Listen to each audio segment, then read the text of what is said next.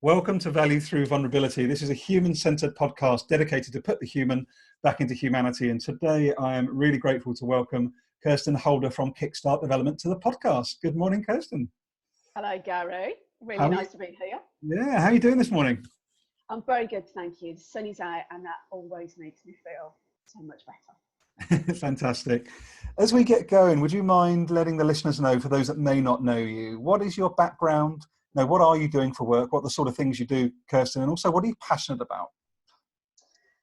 So I set up a business called Kickstart Development. It's coming up to 13 years in June this year. And I started my career in insurance. I was a call centre handler. So if you crashed your car, you rang me up and helped you get it fixed. And a bit like one of those moments where, you don't necessarily know what's going to come next, but it turns out to be a bit of a sort of defining moment. And I had the chance to get involved in some training, some business training, and started it and just thought, oh my word, I love this. And I was managing teams at the time, and I really loved managing teams.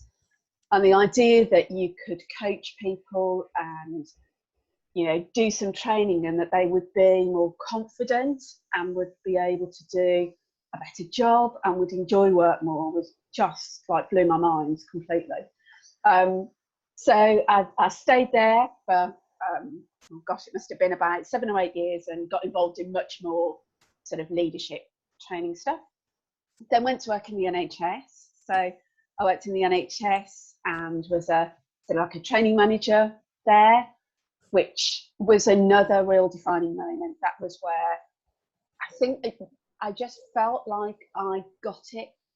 I got the environment working with a group of people who are so passionate about what they do, and yet still, the stuff that would cripple me and I wouldn't be able to get out of bed the next day, then they're just up and out and doing the same amazing thing the next day.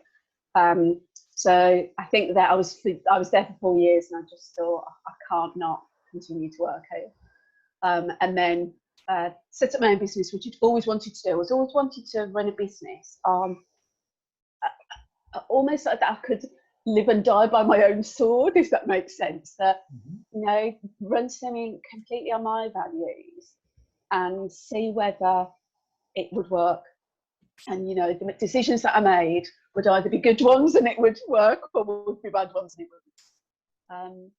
And then through that, so main areas are leadership development and working with teams, right from new teams who are sort of at the very beginning of their journey and then looking for, who are we, what are our values, what's our strategy, to almost like teams in crisis. So maybe teams that have gone through big mergers, or teams that are just utterly exhausted. So I'll work with them to think about how they can get their energy back.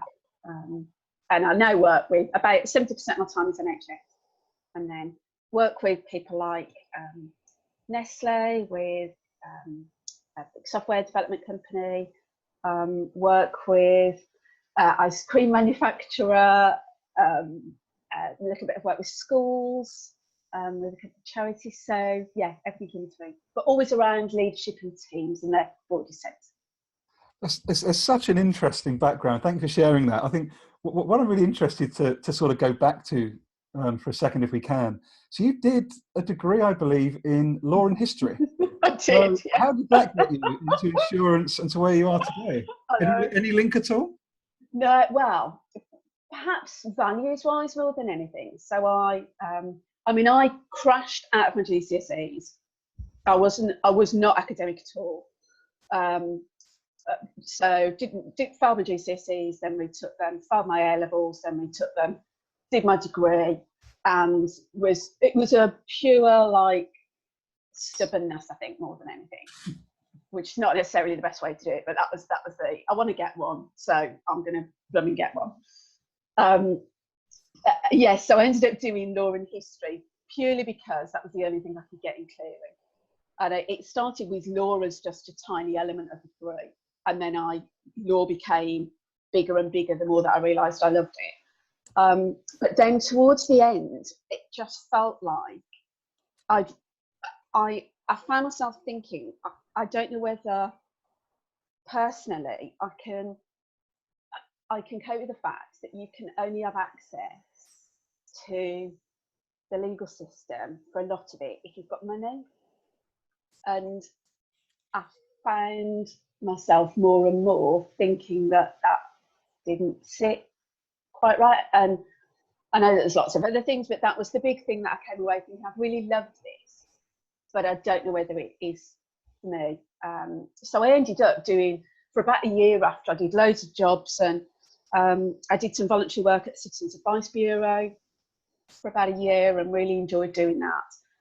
And then just got to the point where I thought, I need to earn some money, and I've got no idea what I want to do. So somebody said, do you fancy a job in insurance? I said, go on then. And then it sort of went from there. Do you know what's really striking for me, actually, Kirsten, as you speak about that, is that maybe either consciously or subconsciously, that moment there from that degree when you said, actually, this sector is misaligned to what I believe in. So as much as I love it, I can't do it anymore. That is really powerful. It's probably something that has been part probably of my journey for most of my career. I think a really strong set of internal values, which definitely come from family that's, you know, I can definitely see that how they've developed, but that's come through really strongly. And you know, I would hope that I continue to bring that into my work, but it's definitely informed, you know, some of my decisions and judgments about what I want to do and where I want to go. I think it's really helpful as well, and thank you for sharing. I'm not naturally academic either. I just think the education system for me is one of those bonkers things that, you know, where else in life do you spend 3 years and everything rests on the 3-hour exam? It's just insane. Yeah. But you know, but thank you for sharing that, because I think for anyone that's listening that maybe has got kids or family or friends or they're volunteering, whatever, you know, I think the education system is shifting a little bit. It's trying to be a bit more vocational, but I think it's still far too entrenched in, you know, bums on seats and Ofsted grades, you know, define your life. Is that something that you see in terms of maybe some of your work with teams, that, you know, do people actually sort of know, do they know who they are to some extent, you know, coming into teams? Is that part of the challenge with crisis teams? Is like, what's their identity as part of that team after a merger or something else, for example? Hugely.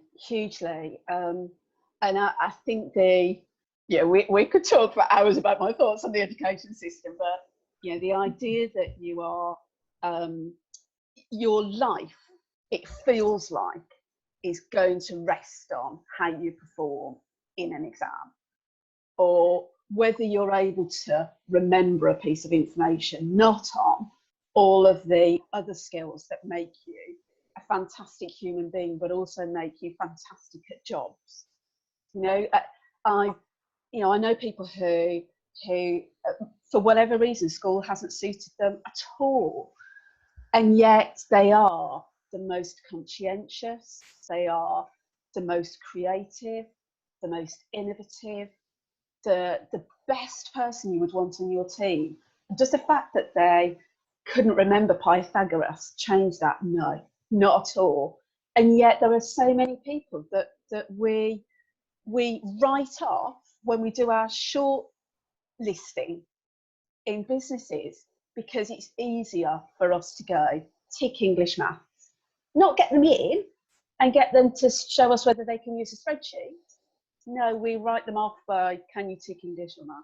Anyway, that's another conversation. But with regards to team, yes, I think identity and purpose and how I fit here and what I can bring and how I can bring the best of me to this is hugely important to people. And when they go through a change, when a business might shift direction, or whether they're just in a new team because they've got a new job, there is that period, I think, of needing to resettle and just feel sure again of who I am and where I fit in with things. Well, what are some of the most common challenges for what you see in your work around, if we look at a merger situation, for example, what are some of the common challenges that you come across as to why these teams can end up in crisis, or it is so painful through an M&A process? I think that there's a really lovely piece of work by an Australian with great names called Gary Topchick. And he's, I read this a number of years ago, and it's always sticking in my head. And he sort of talks about the 3 or 4 things that have the greatest impact. And it sort of it's linked to Dechi and Ryan's work, if you know about those, which are the sort of 3 motivators that we need. And it's about that people feel worried or anxious about a loss of control. So somebody else is choosing my direction for me. A loss of competence or confidence. So I won't be able to be who I was before, whether that's the go-to person that somebody went to for an answer, or the person that, had huge amounts of expertise and knew my stuff. And also a loss of community. So the support networks that I had before, I don't have anymore, or it feels like I don't have. And I think that those come up time and time again. And Dechi and Ryan's work talked about the 3 motivators that we have that we need are a sense of autonomy, a sense of belonging, and a sense of competence. And actually, you can see there's a real link between those 2 things. And I think what happens is, it's a bit like when we make changes outside of work as well. I think that we create almost like a sort of framework around ourselves where everything feels like it has its place. And that helps us then to just go and do what we need to do. And when we change that, whether that's even something like we want to do, like, moving house, or, moving to a different part of the country, or moving jobs, however much we want that, there is just a period of, we just have to resort things again.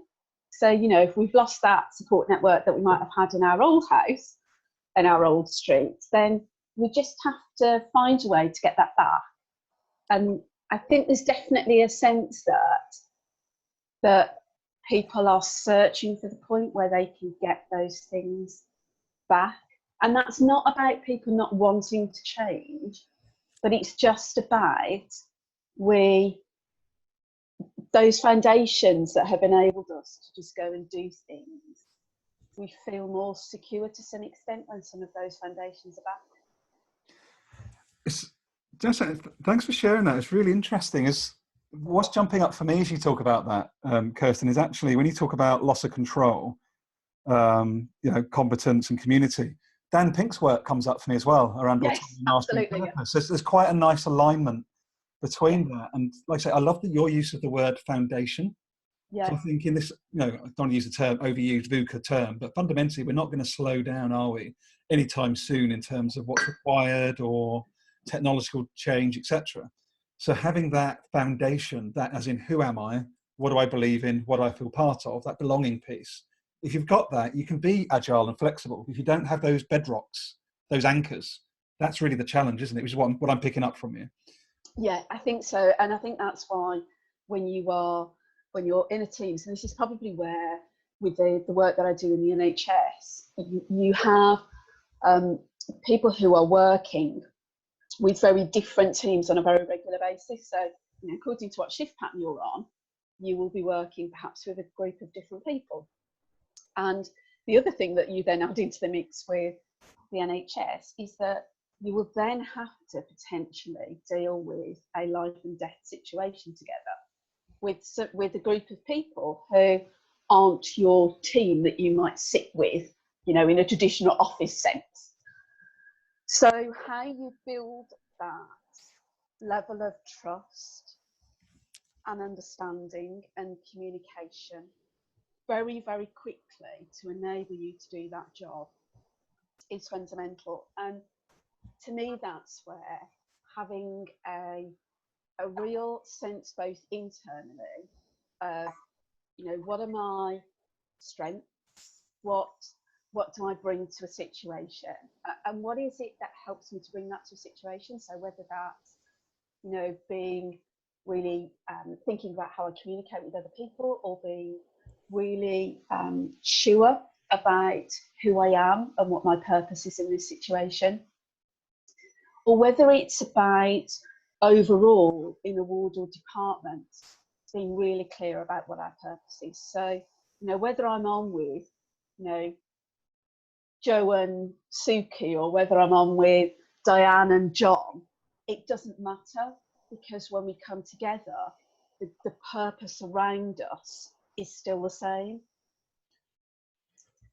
Oh, that's a really powerful example. Like, do you know something? It just shows you how much I'm sure many of us take the NHS for granted. You know, when do any of us sit down like we're doing now to reflect on that moment, you know, when someone, you know, enters or indeed leaves this earth, like, and that moment of having to come together in a trusting, collaborative, purposeful environment, and you may not even know that person. That's mind-blowing. I just wouldn't even thought about that. It's one of the examples that I use when I talk about high performing teams, because I don't think you can get a more high performing team than a NHS team in a really critical situation. You know, the biggest, I remember talking to a group about this a year or so ago, and I was trying to sit down and think about what those teams did in that situation that enabled them to get that result. And the one thing that struck me more than anything was keeping your ego out of it. So you have to be willing to put your own ego to one side, to accept that in this moment, whether I really want to raise this with you, but actually I know in my heart it's you know, somebody else has just raised it and that's fine, or whether it's that, you know, I've got 27 years of experience, but actually the person that we've agreed is leading this today has a year's experience, and that's right, then those are the things that make that situation really helpful, both for the people working together, because they understand the guidelines with which they're coming together, if that makes sense. I don't want to say rules, but you know, they know when we come together in this moment, that's what we're there for. I don't know whether you've ever come across a piece of work. He's one of my heroes, and it's called Professor Michael West, and he's an academic, and he focuses on teams, and he's been a real driver. In the NHS, they talk about compassionate leadership, and he's been a real driver around that. And one of the things that he found when he did a huge piece of research is that there was a direct link between what helps a group of people to work at them most effectively together and patient mortality.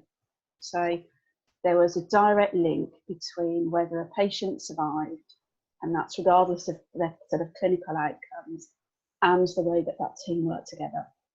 And things like ability to be open and honest with each other, to communicate clearly, to really absolutely know our job role and purpose, and so to be no query about that, to trust each other implicitly, and to know what our fundamental role and purpose was, and that if you have those things, then patient mortality decreases. Now, I use that in all of my work in the NHS.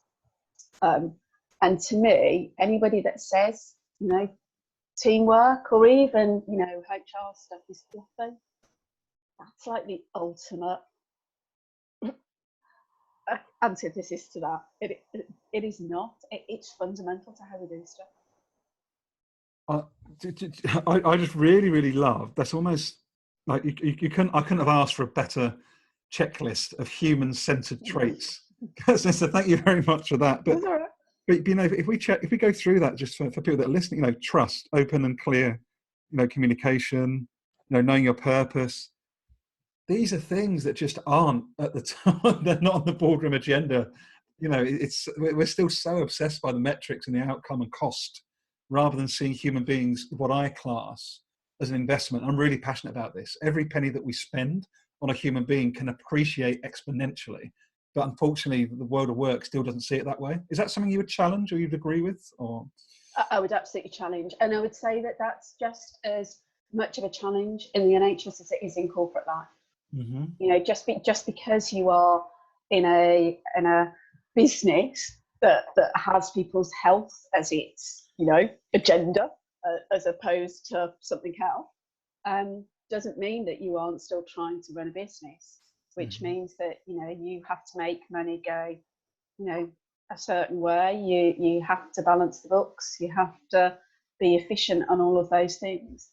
So yeah, I think that there is a sense that the two always have to be combative, that, you know, it can either be, you know, we are compassionate and human-centered and all of those things, or we're a really successful business that, you know, drives efficiency and delivers year-on-year profits.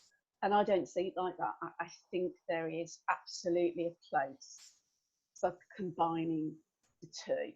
But I think it has to be a true combination. Mm-hmm. I don't think you can have them separate. You know, it's a bit like the whole, you know, you can have the greatest mission statement, but if it just sits on a wall, what's the point? You know, it has to be something that I'd rather there was never a mission statement, but if you went round to the business and asked anybody, you know, what's it about here, that they would say something similar. And I think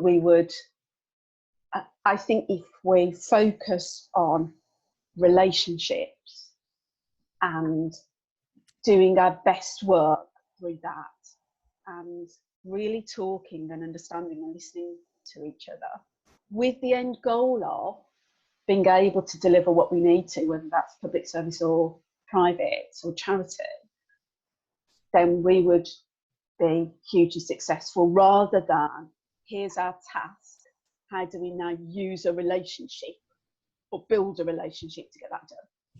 It's a bit like stakeholders, isn't it? You know, you might look at, we need to be able to push this through, right, who do we need to go and have a conversation with to make it happen? To me, that's like the opposite way to what it should be. It should be that the relationships are where we focus our attention first.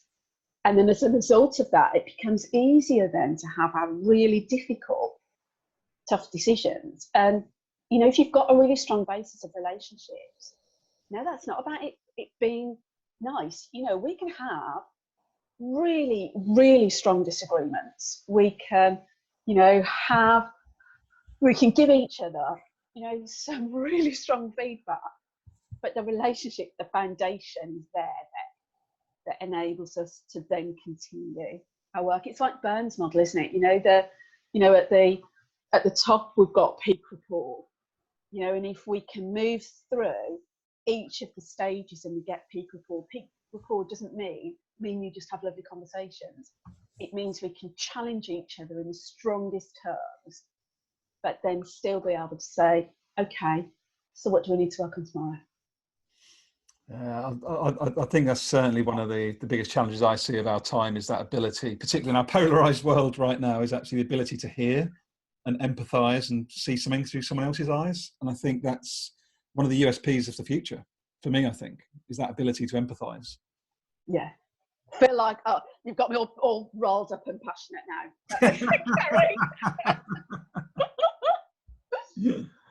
Love it. If we think a little bit about your sort of work, because before we came on, I'm really interested for you to share with the listeners some of the sort of the workshops that you're running at the moment, because I found it really interesting. how you're approaching some of those. If you wouldn't mind just sharing maybe some of the sort of work you've been doing year to date and how that's maybe been a little bit different to normal.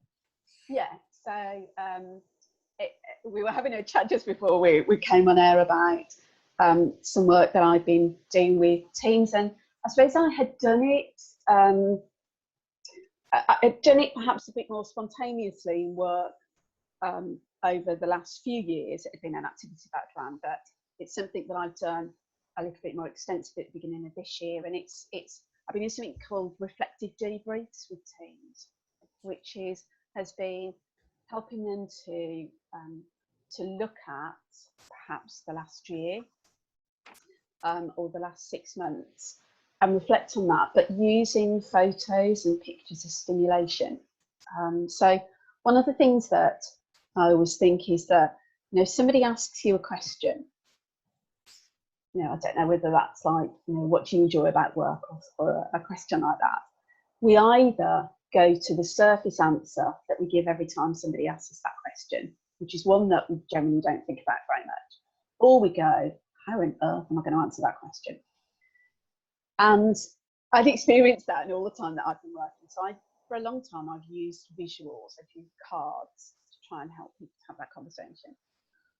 And there's something about when you try and find a photo that sums up that, it almost gets to a greater level of depth. It's like when somebody asks you a really great coaching question, it takes you below the surface level answer that you would normally give. And it's the same with these photos.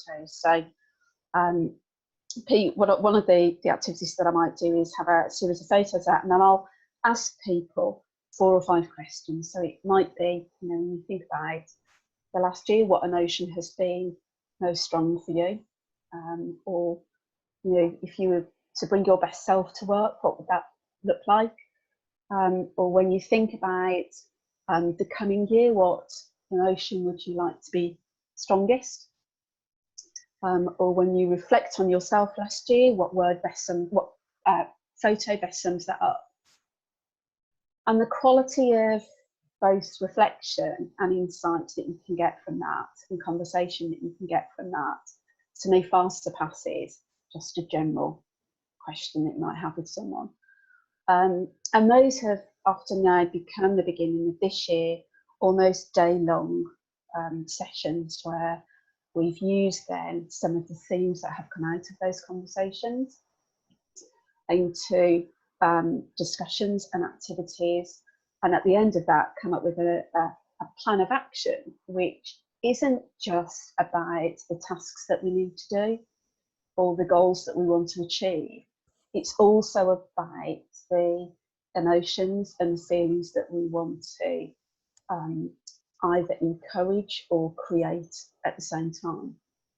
And the quality, I think, of discussion and the focus that you can get then is much greater, I think, than perhaps some of the more formal, let's plan for the future kind of sessions that we might run more traditionally.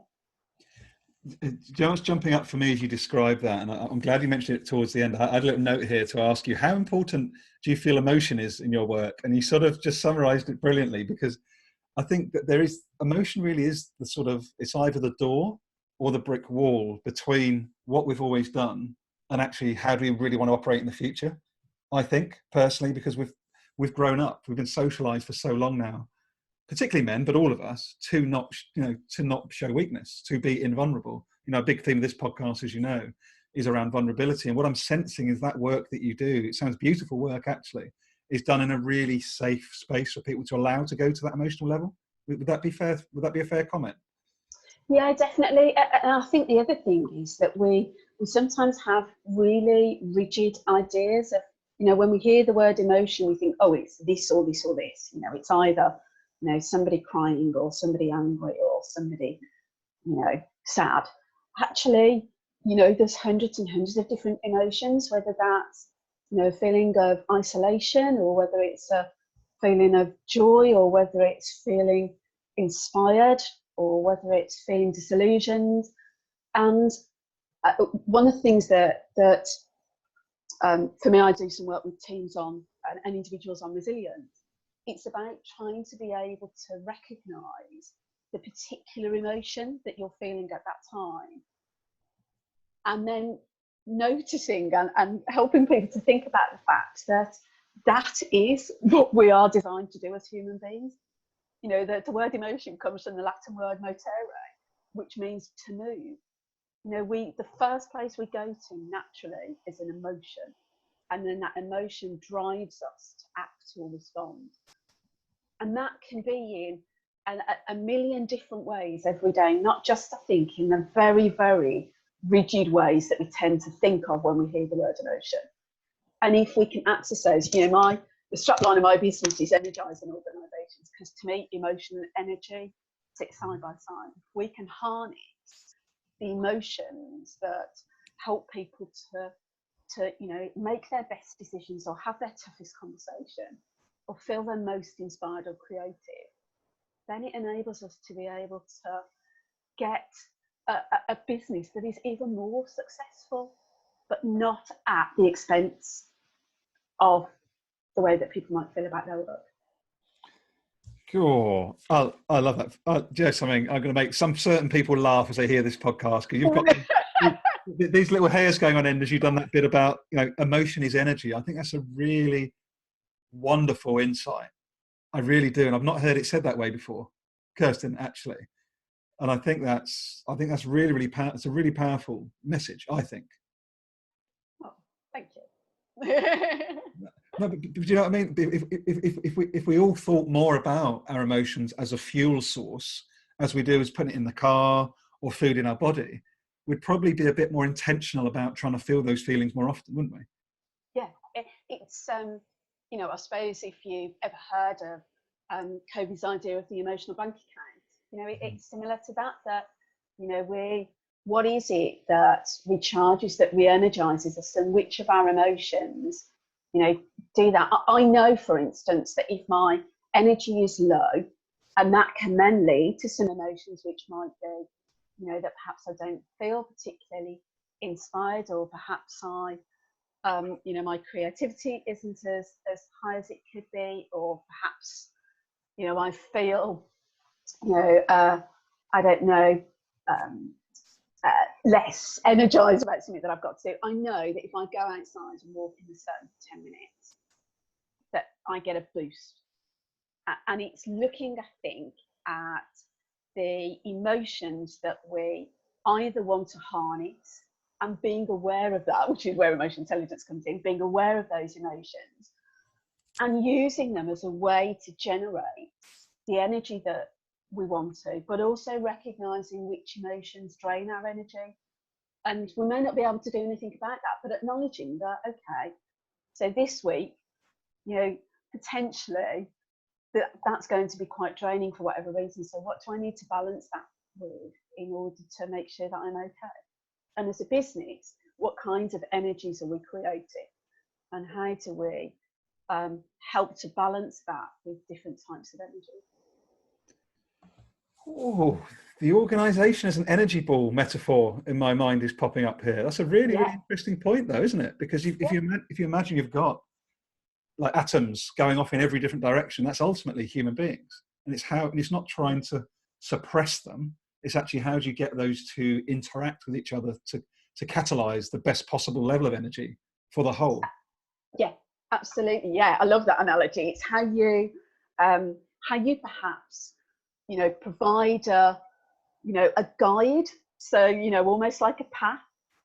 But, you know, the whole thing, and I do not know a lot about science, but what I do know is that, isn't it something about, you know, atoms are attracted, or things attract atoms together, or something like that. But that to me is the idea that if you provide a strong enough energy source, people will be attracted to it, rather than you having to drag them kicking and screaming to it. Oh, my science isn't great either, but I just love what you just said, because it sounds good. And it resonates a lot. Yeah, all scientists will be going, oh my word. That's so not the way it happens. It's good enough for you and I, that's fine. No, that's really cool though. I think that's really, really powerful. I love that. I really, really love that energy angle. Brilliant. out of interest, what, just to segue a little bit into just to find a little bit more about you for the listeners, who or what is inspiring you the most right now, Kirsten? Oh, what's inspiring me right now? I'm definitely feeling inspired by the term psychological safety in teams, which is Amy Edmondson's work. So that I've been doing work around that's really inspiring me at the moment. And also, I think too,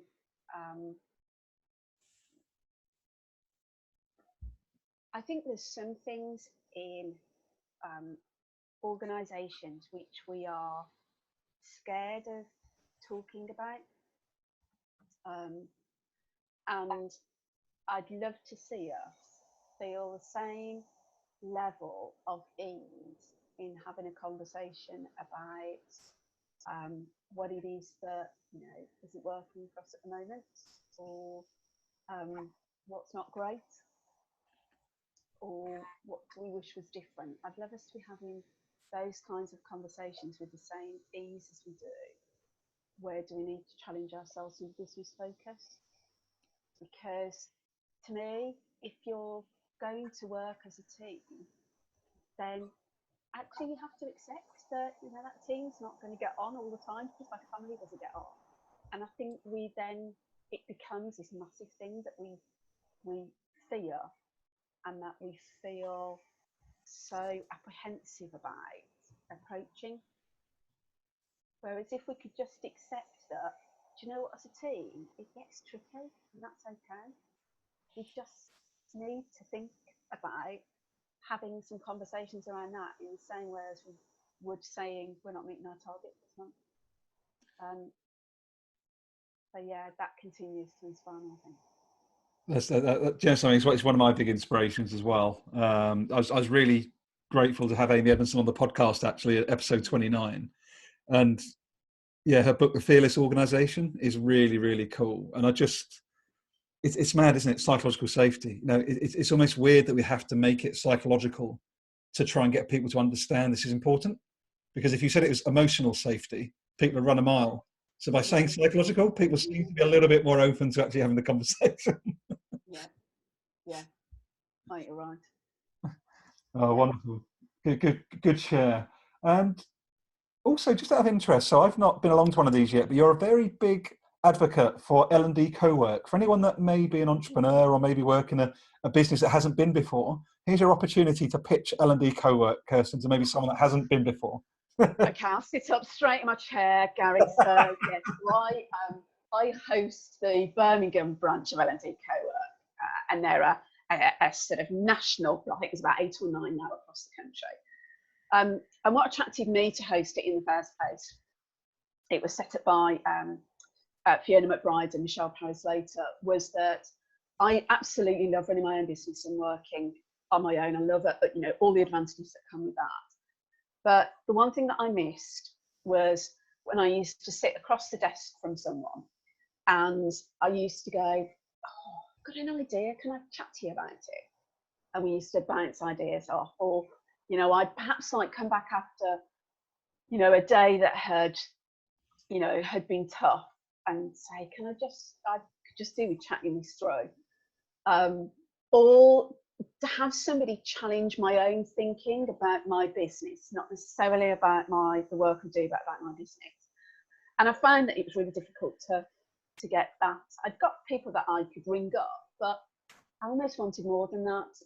And co-work is a day once a month that we spend together, where as long as it's got good Wi-Fi, good coffee, and it's conducive to a good conversation, you bring along your work, and it's a mixture really of head down and getting on with a bit of work, but in the company of other people for a little bit, but also just having the opportunity to support and encourage each other, or share ideas, or do a bit of coaching. And it's a lovely thing. It's a real highlight of my month, and it's a great way to share what you do, celebrate what you do, but also just to get a bit of a morale boost as well. No, that's lovely. No, but I just wanted you to explain that a bit more detail, because I just think it's so important. You know, at the age of technology, which is great, you and I can record this podcast now over tech, but it's never going to be the same as being able to see someone's whites of their eyes and have that human interaction. And I just think what you're doing with that, L&D Co, and kudos to Michelle and Fiona, it's almost like blended learning, isn't it? It's like you get the face-to-face bit, and you can also then do the online bit. It's like the ultimate blended learning for me, in a way.